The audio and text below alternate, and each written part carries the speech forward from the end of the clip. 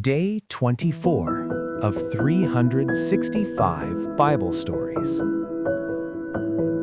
Isaac was now old and blind, and he knew he was close to dying. Before his death, he wanted to give his oldest son, Esau, a special blessing, a blessing that belonged to him as the eldest son. But Rebekah loved Jacob more, and she wanted Jacob to receive the blessing instead.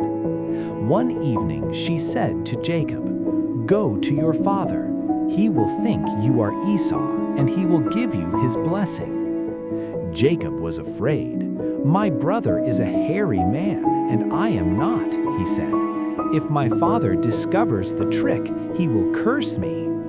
Rebekah quickly wrapped goat skins around Jacob's arms. Then Jacob went to his father and said, "It's me, Esau." Isaac reached out and felt the hairy arms. Believing it was Esau, he placed his hands on Jacob's head and gave him a powerful blessing of strength and courage, a blessing that meant God would be with him forever. Later, Esau returned from his hunt and rushed to his father. "Father, it's Esau. I've brought you food." Then Isaac realized the truth. He had blessed the wrong son.